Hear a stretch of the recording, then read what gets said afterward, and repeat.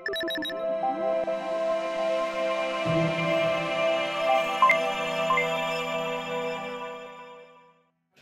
terima kasih. Tadi sambut sama Bapak siapa dulu namanya? Sumanti. Ya, Arif. Oh, Dari yes. YATC.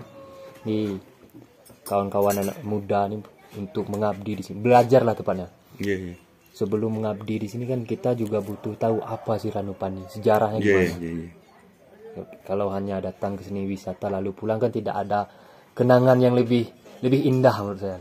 Ya mas. Nah, untuk dapat keindahan itu bagaimana sejarah Ranupani itu, Pak? Gini mas, kalau Ranupani sendiri itu dihuni semenjak 1182. Jadi 1182 Masehi. Nah, itu tertulis di dalam prasasti yang ada di Ranukumbolo. Ranukumbolo. Ya, di sana tertulis Ring Dewa Tirtayatnya. Artinya itu bahwa pada waktu tahun 1182 itu seorang Raja Kameswara dari Kediri itu mencari tirta suci, air suci. Kemudian para tokoh-tokoh agamanya pada waktu itu tidak kembali lagi ke Kediri. Khususnya kaum Brahmananya itu banyak yang tinggal di kawasan lereng Gunung Bromo. Kemudian mulai menetap, ya, dan itu dikokohkan dengan sebuah cerita legenda masyarakat Tengger bahwa orang Tengger itu disebut Tengger itu adalah keturunan daripada Roro Anteng dan Joko Seger. Itu setelah mendapat pembebasan pajak daripada Prabu Hayam Wuruk dan Patih Gajah Mada tahun 1345 Masehi. Nah, itu tertuang di dalam prasasti Walandit. Jadi orang yang tinggal di kawasan Bromo ini tidak boleh membayar pajak karena sudah menjaga kesucian Gunung Bromo dan sekitarnya. Nah, kemudian ada seorang punggawa dari putra dari seorang punggawa Mojopahit, itu namanya Joko Seger, dan menikah dengan seorang putri yang ada di kawasan Gunung Bromo ini, putri seorang Brahmana yang dari Kediri tadi, itu dinikahi oleh seorang anak punggawa daripada kerajaan Mojopahit yang bernama Raden Joko Seger. Kemudian menikahlah. Setelah menikah baru putra putri dari Joko Seger dan Roro Anteng ini disebut Tengger. Nah, jadi jangan salah kaprah bahwa Tengger ini adalah pelarian dari Majapahit, karena 1182 itu Majapahit belum ada, begitu. Jadi masyarakat yang ada di kawasan Bromo ini sudah ada semenjak 1182. Kemudian tahun 1828 Belanda masuk Ranupani. Ya, kemudian mengusir masyarakat yang ada di sini, ya, dan menduduki Ranupani ini dengan tujuan untuk dibuat peternakan sapi perah. Ya, nah, kemudian pada tahun 1907 setiap tanah yang dia kuasai itu dia gambar, atau istilahnya itu dipetakan. Nah, setelah 1907 dipetakan, kemudian semakin solid keadaan Belanda pada waktu itu di kawasan Ranupani ini. Ya, kemudian 1942 Jepang masuk Indonesia. Nah, karena misinya itu beda dengan Belanda. Kalau Belanda di sini membuat peternakan sapi perah, kalau Jepang di sini ini hanya untuk bikin tempat perlindungan. Ini di sebelah timur Ranukumbolo itu ada gua-gua Belanda yang gua-gua Jepang yang masih ada hingga pada hari ini. Bisa diakses. Bisa diakses, gitu.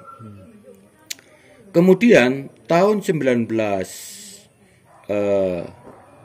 45 Indonesia merdeka. Ya. Jepang pergi dari Indonesia, termasuk pergi dari Ranupani, dan Ranupani kosong. Tidak ada penghuni sampai tahun 1952. Baru setelah tahun 1952 keluarga besar kami masuk Ranupani dan mengerjakan tanah dan dapat pengesahan dari Tuan Wel de Stuller untuk pendudukan Ranupani ini dengan luas 267 hektar. Nah, padahal tanah Belanda yang ada di kawasan Ranupani ini lebih daripada 1.500 hektar. Mengapa baru diberikan 267 hektar? Karena jumlah penduduk pada waktu itu baru sedikit. Ada 48 kakak dan hanya 111 jiwa. Jadi diberi 267 hektar itu adalah sebuah hal yang sudah luar biasa. Itu. Nah, kami hingga pada hari ini masyarakat Ranupani memperjuangkan hak kami supaya tanah leluhur kami ini bisa dikembalikan kepada masyarakat. Karena mengapa? Lahan sekarang sudah mulai sempit dan kami sudah hampir 1.500, tepatnya 1.488 jiwa dan ada 477 kakak, itu Mas. Jadi mungkin itu sekilas keberadaan dan sejarah masyarakat Ranupani yang ada di Ranupani ini. Terima kasih Mas. Ya, tapi untuk tadi ada Bapak singgung bahwa sampai hari ini masih memperjuangkan tanah yang haknya masyarakat. Ya. Itu gimana kondisi sekarang? Tanah yang di mana? Jadi begini Mas, semenjak 1907 tanah-tanah ini yang sudah digambar oleh Belanda ini, ya, yang menjadi pada waktu itu sudah menjadi kekuasaannya Belanda, ya, sebelumnya itu kan milik leluhur kami, ya, dari 1182 penempatan tadi, ya, kemudian diusir sehingga pergi dari daerah kawasan Ranupani ini, ya, ke daerah Argosari, ke daerah Ngadisari, ke daerah tempat yang sekarang ini disebut Tengger-Tengger, daerah kawasan Tengger itu, ya.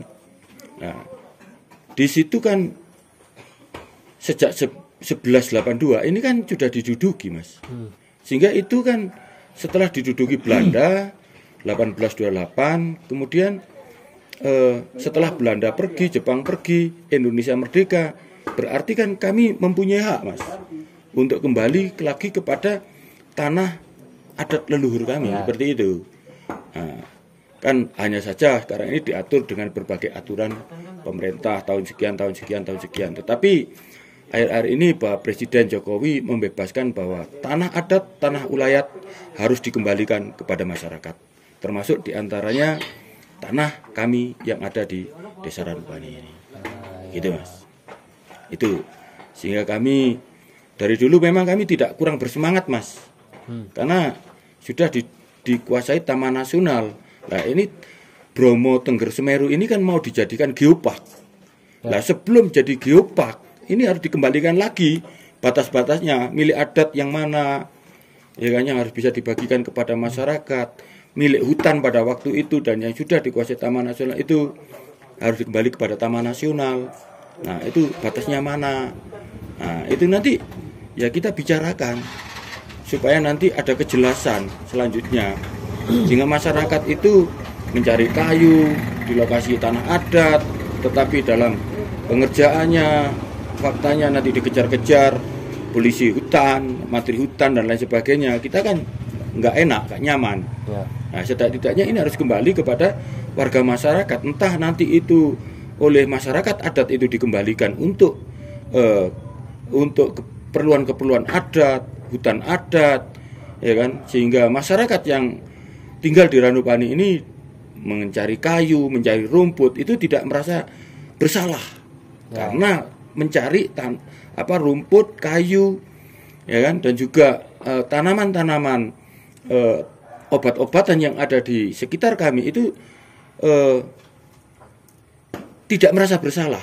gitu. Ya. Jadi mungkin ketemu dengan polisi hutan atau mandor atau mungkin dari petugas Taman Nasional. Nah, kami ini sebagai warga masyarakat tidak merasa takut seperti itu, Mas. Sehingga kalau ketemu mandor bawa kayu atau bawa rumput lari, kita ambil kelandingan, misalkan kita ketemu kelihatan mandor lari lah. Harapan saya hal itu tidak terjadi jika sudah ada kejelasan dari semua pihak seperti itu. Tapi sampai saat ini belum ada kejelasan. Kami sudah memegang yang namanya undang-undang presiden, peraturan presiden yang membebaskan bahwa tanah adat, tanah ulayat harus kembali kepada masyarakat. Yang kedua, kami mengacu kepada sejarah awal. Siapapun hari ini yang menguasai, nah, itu kita kembalikan kepada negara. Karena Taman Nasional, Perhutani ataupun apa namanya itu adalah bagian daripada negara.